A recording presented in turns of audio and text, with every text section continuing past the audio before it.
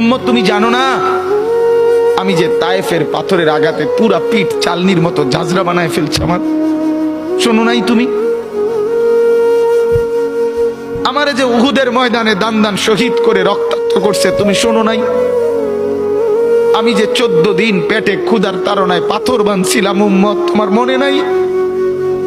একবারও শোনো নাই আমার ক্ষুধার কষ্ট, আমার পিঠের ব্যথা, আমার দাঁতের ব্যথা, আমার কাঁধে 2টা কড়া ঢুকে গেছে? উম্মত, আমার ঘরে 3 মাস আল্লাহর নবীর স্ত্রী আয়েশা বলছে, আল্লাহর কসম উম্মত, নবীর স্ত্রী বলছে 3 মাস 3টা চাঁদ উঠছে ডুবছে, রাইনা হেলালান সুম্মা হেলালান সুম্মা হেলালান, 3 চাঁদ 3 মাসে নবীর 9 জন বিবির কারো ঘরে আম্মা জান আয়েশা বলে 1 ফোঁটা চুলায় আগুন জ্বলে নাই। মা আওকাদাত ফি আবিয়াতে রাসূলিল্লাহ নারুন, নবীর একজন বিবির ঘরেও আগুন জ্বলে নাই।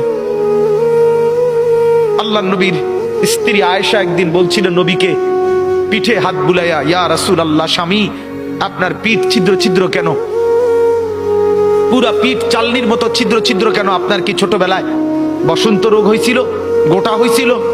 আল্লাহর নবী চোখের পানি ফেলে বলছে, আয়েশা তুমি জানো না আমার এই পবিত্র দেহে তো কোনোদিন মশাও বসে না, মাছিও বসে না, পোকা বসবে কেমনে? আমার পবিত্র দেহে তো হাঁটলে মেশকের ঘ্রাণ বের হয়, আমার পেশাব পায়খানাও তো কোনোদিন জমিনের উপরে 1 সেকেন্ড থাকে না, মাটি ফাঁক করে ভেতরে নিয়ে যায়, সেই আমার গায়ে গোটা হবে।